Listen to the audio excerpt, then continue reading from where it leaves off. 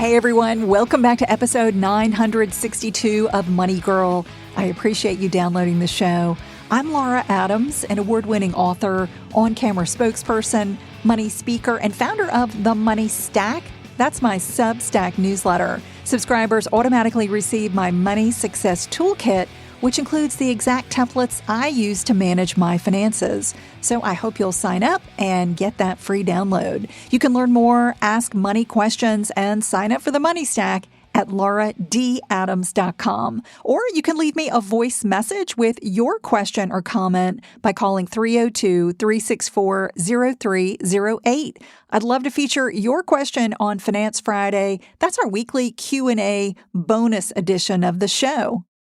Now that we're in the final quarter of the year, can you believe it? It's time to start thinking about the holidays. Don't kill me, but it is time. No matter what you do or don't celebrate, the holidays are supposed to be filled with joy and anticipation for the new year. But they can also wreak havoc on your finances if you're not careful.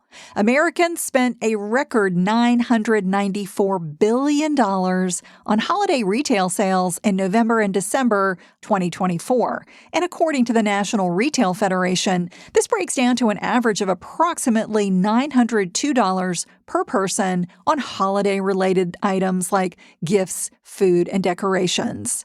And unfortunately, the debt Americans took out to finance their holiday purchases in 2024 averaged $1,181 per person. So apparently, it is all too easy to get swept up in consumerism and overspend this time of year. So that's what this podcast is about. We're going to review strategies to avoid holiday debt, avoiding that hangover as you ring in the new year. Some tips and upfront planning can really help you reduce or avoid debt during the last quarter of the year and still have a bright holiday season. So let's talk about 9 strategies to reduce or avoid debt altogether. Number 1 is to have a giving plan. So as early in the season as possible, I want you to start thinking about every person you'd like to give a gift to. Jot down family, friends, neighbors, coworkers, teachers, service professionals, and anyone else you want to remember. Then estimate a gift amount for each one, even if you have no idea what you want to give them yet. Next, list every non-gift holiday expense you can think of. This would include items like travel, party food, wrapping paper, tape, ribbons, cards, postage, decorations, or new clothes, and their estimated costs. Okay, now add up the grand total and see how it fits into your budget. If you still haven't paid off last year's holiday debt, you definitely overspent, so I want you to be sure not to repeat that mistake again. So if your estimated holiday spending exceeds your budget, consider deleting items, reducing the estimated gift amounts, or shortening your gift list. Next, I want you to put the list in order of importance. For instance, you'd probably rank a gift for your mom higher than for your child's piano teacher. So buy the most important gifts first so you aren't tempted to overspend on the rest. Plus, the sooner you buy more expensive items, the more likely you are to find sales or discounts to cut the cost. Number 2 is to shop strategically. Putting off holiday shopping until the last minute is a surefire way to overpay, get stressed out, and maybe feel like you've missed the mark when it comes to giving gifts. Therefore, I want you to start early and have that giving plan that I just mentioned, have that readily available as you start your shopping. If you have a plan, you're going to know the maximum to spend on each person and yourself during the holidays to stay within your budget. Otherwise, you risk going off the rails with loads of distractions and spending temptations that are out there. While shopping locally is always appreciated by small businesses and certainly can be fun and rewarding, be aware of the downsides. For instance, You could spend more than you anticipate compared to shopping online. What I recommend is doing some research first. So consider researching prices online and taking some notes so that you'll find the best deal whether you're shopping locally or in online stores. Many online retailers offer free shipping and nice discounts, especially on Black Friday, which is the day after Thanksgiving, and the following Monday, known as Cyber Monday. To make the most of online purchases, I always start with a rewards site like Rakuten, where you earn points or get cash back at thousands of well-known stores. I'll put a link to this in the show notes. It's free to sign up, and they automatically send you rewards to the account you choose. Another tip is to use a rewards credit card to purchase holiday items. That allows you to rack up cash back or rewards points. However, if you can't pay off your balance in full, this is not wise because rewards cards typically charge high interest. If you must take time to pay off your balance, instead I'd rather you use a low-interest card instead. Ideally, you'll have a game plan to maximize card rewards and minimize debt. But if you have a tendency to be a little too jolly with your credit cards this time of year, consider spending your holiday gift budget in cash. That will save you from a nasty debt hangover in the new year. Number 3, skip new retail cards. Another downside of shopping on Main Street or in a mall is that store clerks are often trained to promote sign-ups for their retail credit cards.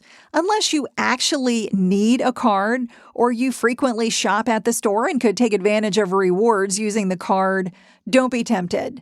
Getting a discount such as 10 or 15% off for signing up for a new retail card may sound great, but it results in a hard inquiry on your credit reports, which dings your scores. Additionally, retail store cards often charge high interest rates, making it very costly to carry a balance. So unless you genuinely want a new credit card and you're committed to paying it off in full each month, stay away from retail cards during any holiday shopping sprees. Number 4, shop secondhand.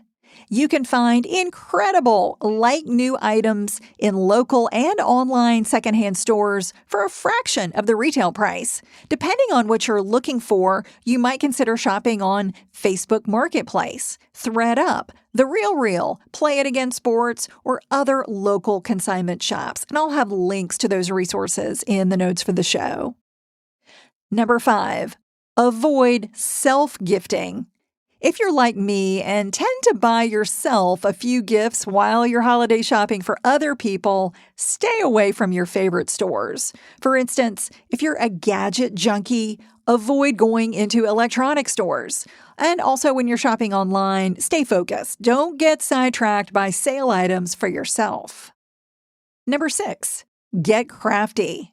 To cut holiday costs, consider making batches of gifts that are both economical and heartfelt.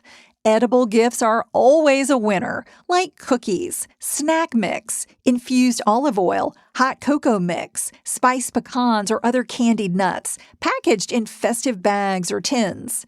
If you enjoy working with your hands, you can create personalized gifts, such as tree ornaments, simple decorations, or photo albums.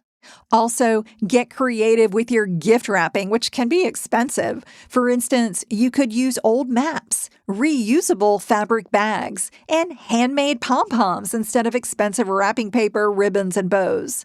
The best time of year to buy wrapping supplies is after the holiday season for the next year, when prices are typically heavily discounted. Number 7, adjust your traditions. Though the holidays are steeped with tradition in some families, there's nothing wrong with changing them to make your holiday less expensive and still festive with one of these ideas. You might host a potluck dinner where everyone brings a delicious dish to share. You might participate in a Secret Santa gift swap, where each person buys a gift for only one randomly assigned person. Those can be a lot of fun and, only require you to come to the party with one gift. Agree ahead of time to limit gift purchases to a certain dollar amount. Spend money on travel to see loved ones or going somewhere together that doesn't include gifts. You might give coupons for meaningful services you can provide for free, like helping with computer work, cooking a special meal, doing yard work, babysitting, or teaching a skill like cooking, music lessons, or knitting. Give coupons for fun, inexpensive outings like a trip to the aquarium or a trip to the skating rink. Or you might agree to only buy gifts for children in your group. So discuss with your family and friends what you hope to achieve during the holidays. Don't be afraid to break tradition and try something new. It can save money and give you a more peaceful holiday season. Number 8, remember your goals. The holidays are the perfect time to remember your values and your financial goals. Perhaps you want to retire in 20 years, pay for a child's education within the next 10 years, or be free of credit card debt within the next 5. Being in the holiday season is no excuse to stop saving and investing. The end of the year is actually the perfect time to adjust your 401k contributions or your IRA contributions to ensure you put in as much as possible up to the allowable annual limits. If you get a year-end bonus, you might elect to save a larger amount of it for retirement and increase your total contributions for the year. Also, consider increasing your savings rate for the new year. For instance, if you're currently saving 3% of your gross income, you might make a commitment to save 4% next year. And lastly, number 9 is to practice gratitude. Being grateful for what we have helps us focus on what's really important and in turn can nurture good financial habits. Consider starting or ending each day during the holidays with a moment of gratitude. That can keep you focused and in a good state of mind all year long, but especially during the often hectic holiday season. That's all for now. I'll talk to you soon. Until then, here's to living a richer life. Money Girl is a quick and dirty tips podcast, and we've got a great team that works on the show. Steve Rickyberg is our audio engineer. Holly Hutchins is our director of podcast. Morgan Christensen is our advertising operations specialist. Rebecca Sebastian is our marketing and publicity manager. And Nathaniel Hoops is our marketing contractor.